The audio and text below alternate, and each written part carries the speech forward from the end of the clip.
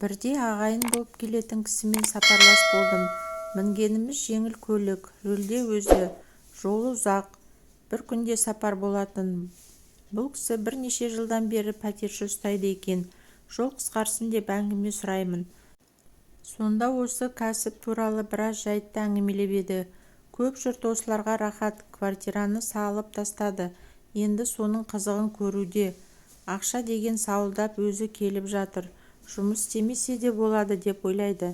Өзіме де талай айтты. Білмеген соң айта береді ғой. Әйтпесе пәтерші ұстау да оңай нәрсе емес. Кейде шаршатып жібереді. Мен 6 пәтерші ұстаймын. Пәтердің кеңдігіне қарай 25-30 мың теңге алам. Біреуі айдың басында кірген, келесі ортасында, үшіншісі соңына таман келді дегендей. Соған қарай ақшасы да әр уақытта төленеді. Ондай ақшаның берекесі болмайды. Оның үстіне пәтершінің бәрі ақшаны уақытында әкеп бере салмайды, кешіктіреді. Адамбыз ғой, жаның ашиды үндемейсің, артынан өкінесің. Өйткені бір күні әлгі пәтершінің орнын сипап қаласың. Сол бір түнде көшіп кеткен, барсаң есігі ашық, қаңырап тұрады. Қайтушы едің, артынан іздеу салмайсың. Bir боқтайсында қоясың. Осы күні пәтер ақыны қалай төлейтінін пәтерші көшіп кеп жатқанда-ақ білетін болдық. Түсіріп жатқан дүние мүлкі тәуір, жаңа көрінсе, бұл уақытында төлейтін адам болды деп қоям. Ал заттары өңшең, ескі құсқы бірдеңе болса, мынау талай қанымызды ішкелі тұр ғой деймін әйеліме. Мұнда заңды келтіретін пәтершінің арақ ішкені ғой. Бірде үйге келсем, әйелім бұрқылдап жүр. Қарашы бұларды, басында ғой әуелі. Үйдің артына көкке шығып жатыр, вот оңбағандар.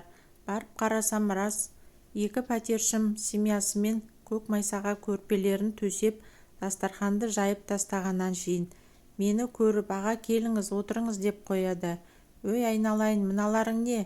Ренжімеңіз, өзіңізге айтайық деп едік, үйде болмадыңыз. Баламның туған күні еді дейді біреуі. Ұрсуға әйелдерінен ұялдым. Үйге келіп, бүгінше отыра берсінші, енді қайталамайтын болды деп әйеліме айттым. Артынан бұлар жан-жаққа звондап, дарылдап сөйлеп ән айта бастады. Бағана қуып жібермегеніме өкіндім. Қазір жаңа пәтерші келгенде бірден айтам. Мұнда арақ ішпейсің, ішкің келе ме? Кафеге бар. Пәтершілермен қарым-қатынастың дұрыс болғаны жақсы әрине. Бірақ тым аралас-құралас болып кетуге де болмайды. Басыңа шығып алады. Не болса соны сұраштап келуін көбейтеді. Ондайлар ақшаны кешіктірсе де ұрысуға ұяласың. Пәтершің көп болған сайын проблема да көп. Осы күні квартиранттардың бәрінде машина бар. Оны қоятын жер керек. Баяғыда өзіміз де пәтер жалдап тұрдық. Көп таңдамайтынбыз, алғаш кезіккеніне кіре салушы едік. Осы күні бәрі су үшін деме, кір жуғыш қосуға мүмкіндік бар ма деп сұрайды. Соған қарай тұрып жатқан жерін күтіп ұстаса ғой. Бір пәтерші ауызғы бөлмеге ұзартқыштың сымын шығарамын деп бүп-бүтін тұрған есіктің астыңғы жағын пышақпен ойып алып тастапты. Көшіп кеткен соң-ақ бірақ көрдім. Қалай күймейсің енді айтшы. Қақ соқпен жұмысы жоқ, тыныш қана жұмысына барып келетін жақсы адамдар да бар енді. Кейбір пәтерші кірерде кішігірім ремонт жасап жатқанын көріп риза боп қаласың. Жаңа айттым ғой, пәтерші көп болса проблема да көп. Салығың бар, газға, жарыққа, қоқысқа төлейтінің бар.